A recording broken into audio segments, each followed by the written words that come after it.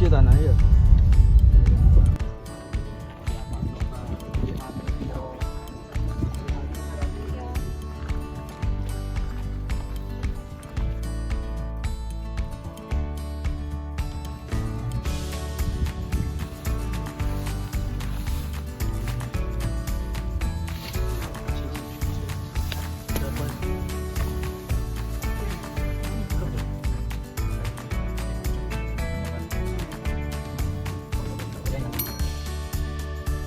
Assalamualaikum warahmatullahi wabarakatuh.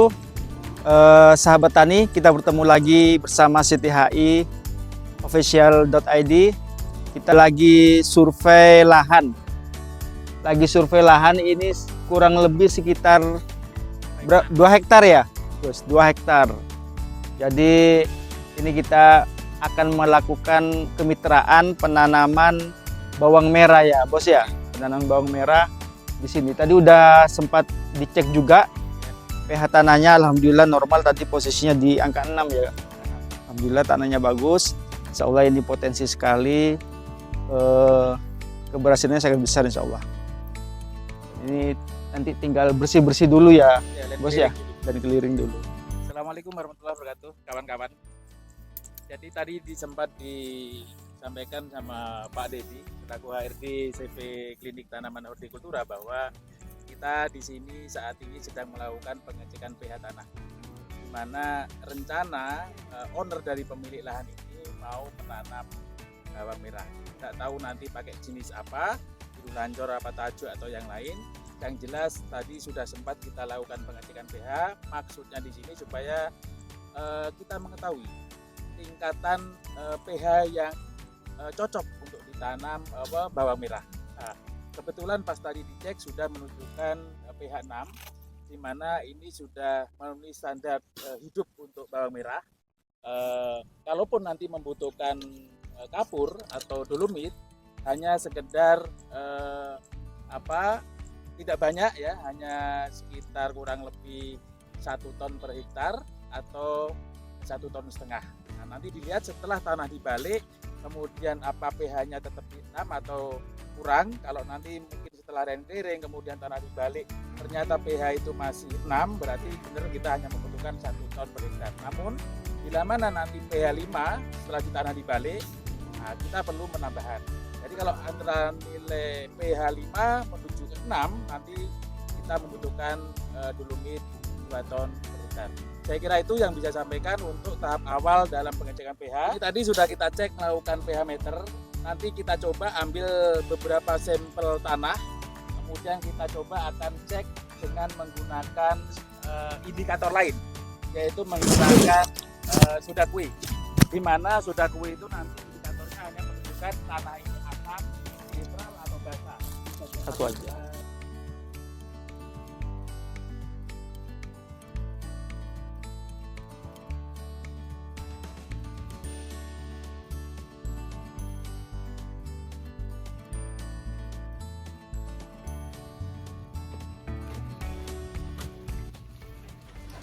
Assalamualaikum warahmatullahi wabarakatuh. Kembali lagi dengan kami. Nah, di sini tadi Pak Huri dan Pak Dedi juga saya sudah mendatangi lahan sawah yang akan ditanami oleh bawang merah di daerah Gending dan sudah diambil sampel tanah di lahan tersebut. Nah, tadi sudah juga dilakukan pengecekan menggunakan pH meter. Tapi bagi petani yang belum bisa atau belum memiliki pH meter, bisa menggunakan cara seperti ini yang akan dipraktikkan langsung oleh Bapak Huri. Mungkin untuk mempersingkat waktu bisa silakan Pak Huri langsung dilanjutkan. Assalamualaikum warahmatullahi wabarakatuh, kawan-kawan semua dan bapak-bapak, ibu-ibu pendengar setia dari Klinik Tanaman Hortikultura. Kali ini akan saya coba praktekkan bagaimana menganalisa atau mengecek pH tanah dengan menggunakan ini Sudakui ya. Sudakuinya saya gunakan merek RW ya. Nanti kita campur semua. Caranya bagaimana nanti satu persatu akan saya jelaskan. Jadi sebelumnya saya ulang kembali bahwa pengecekan pH bisa menggunakan PUTK, yaitu perangkat uji tanah kering. Kemudian bisa menggunakan PUTS, perangkat uji tanah sawah atau tanah basah. Bisa juga menggunakan pH meter ya. dan yang tadi sudah saya cek dilakukan di sawah di lokasi yang akan ditanami bawang merah. Kemudian bisa juga menggunakan ini soda kue. Oke, bahan-bahan yang harus disiapkan tentunya gelas, ya gelas. Nanti untuk tempat mencampurkan beberapa bahan. Kemudian ada tanah sawah yang tadi kita ambil. Tanah ini boleh tanah sawah, tanah kering, tanah tegalan, apa saja yang akan digunakan sebagai media tanam, ya. Nah, kita tadi sudah mengambil beberapa titik, tapi tidak seperti tidak sesuai SOP. Harusnya memang 10 titik, tapi karena tadi kondisi lahan yang memang banyak rumput tidak memungkinkan kita ambil semua, maka kita hanya ambil beberapa. Nah, kita coba tanah yang berasal dari sawah tadi, kita coba masukkan sekitar 2 sendok, ya 2 sendok seperti ini. 2 sendok. Kemudian kita berikan air, ya kita larutkan tanahnya. Airnya tidak perlu sampai penuh, hanya separuh ke atas sedikit, ya. Disisakan 1/4 dari bibir bibir gelas, ya, bibir gelas. Oke, kemudian kita aduk, ya, supaya larut.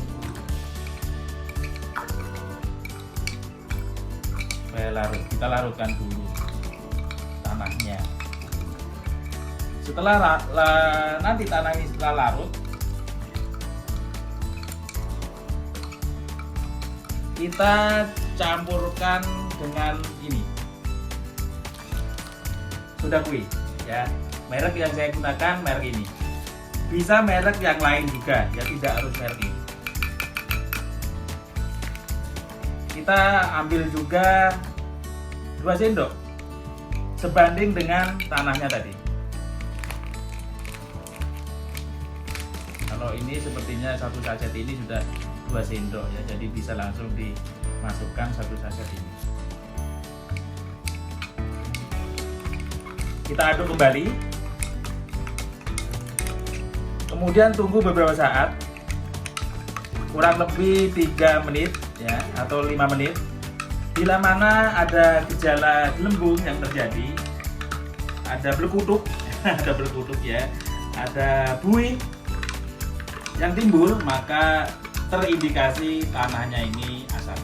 Namun bila mana tanah ini nanti dengan dicampur air dan soda kue tidak menimbulkan buih atau tidak ada gelembung, maka tanah ini netral, ya, pH-nya.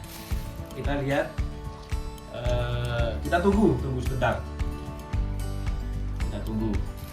Dengan kondisi kita mengecek seperti ini, kita juga akan tahu bahwa pH meter yang akan kita gunakan itu normal apa tidak. Dalam arti pH meter itu masih bagus apa sudah rusak, itu akan ketahuan juga dari sini.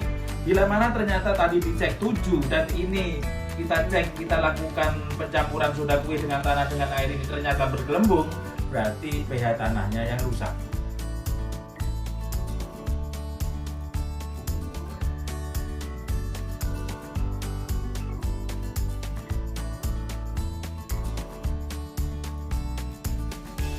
Oke, kali ini kondisi tanah dengan pH 6 sama seperti pengecekan menggunakan pH meter merek Ituin tadi, karena terlihat di sini air tenang, tidak ada sedikit pun buih yang muncul, ya. Demikian praktek kali ini, praktek untuk melihat tingkat pH tanah. Ternyata memang kondisinya netral. Baik Pak Sahuri, ini mungkin cara mudahnya bagi petani agar dapat mengetahui pH tanah tanpa menggunakan pH meter. Nah, di sini mungkin petani ada pertanyaan ya Pak, ya. Kalau dari saya sendiri kan tadi Pak Sahuri menjelaskan kalau dari tanahnya itu 2 sendok, maka baking sodanya itu 2 sendok. Jika kita memberikan baking sodanya itu lebih sedikit atau lebih banyak, apa itu akan berpengaruh pada hasilnya atau bagaimana Pak? Biasanya berpengaruh, karena biasanya kalau untuk pengujian bahan yang diuji dengan bahan penguji itu harus sebanding. Tapi bila mana dilakukan perbandingan yang berbeda dalam arti antara tanah dengan sodakuenya sementaranya tanahnya lebih banyak, sodakunya lebih sedikit, biasanya kurang aktual. Tapi tidak ada salahnya akan kita coba lagi dengan perbandingan 21. Ya, kita coba perbandingan 21 yaitu 2 tanah, 1 sodakue. Boleh. Baik, di sini kita akan melakukan perbandingan antara takaran tanah yang tadinya itu 2 sendok dan baking sodanya 2 sendok. Kemudian di sini akan lebih banyak takaran tanahnya dibandingkan baking sodanya. Mungkin kita akan lihat hasilnya setelah ini. Kita buat tanahnya 2 sendok ya. Oke, kemudian kita aduk.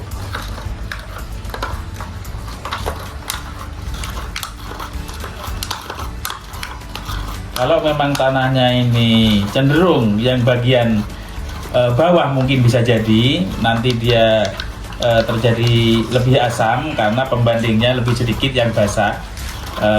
Kemungkinan bisa juga terjadi gelembung, tapi kita buktikan dulu.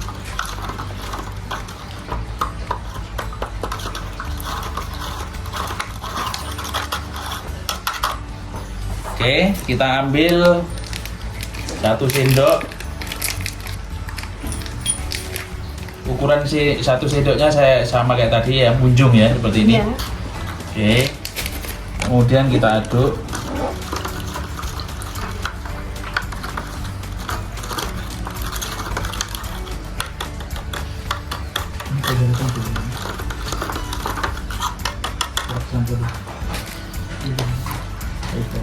Kita tunggu sebentar sampai 3 sampai dengan 5 menit. Biasanya kalau ini terjadi nanti ada gelembung, dia tidak akan mengendap. Pasti karena ada gelembung, ada pergerakan, maka tetap akan keruh bagian permukaan atas. Oke, sepertinya sama ya. Tadi 2:1, 2 tanah dan 1 sodakue. Ini juga tidak ada pergerakan. Jadi, tapi kalau biasanya menurut saya untuk aktualitas pengecekan itu berbanding lurus, berbanding sama yang diuji dan sama juga pengujinya. Itu jumlahnya seperti itu. Ya baik, berarti untuk pengecekan menggunakan baking soda ini lebih baik atau disarankan lebih baik menggunakan perbandingan yang sama takarannya Pak ya? Tanahnya 2 sendok, baking sodanya 2 sendok agar hasilnya itu lebih nyata, lebih nyata. Ya, mungkin itu saja ya penyampaian dari kami dari CVCTHI mengenai bagaimana cara mengukur pH meter tanah tanpa menggunakan alat pH meter. Di sini juga bisa dilakukan oleh petani karena caranya lebih sederhana ya Pak ya. Ya mungkin itu saja video hari ini. Jangan lupa like, comment, dan subscribe. Jangan lupa juga tonton video dari video CVCTHI yang lainnya. Kurang lebihnya saya mohon maaf. Wassalamualaikum warahmatullahi wabarakatuh. Waalaikumsalam.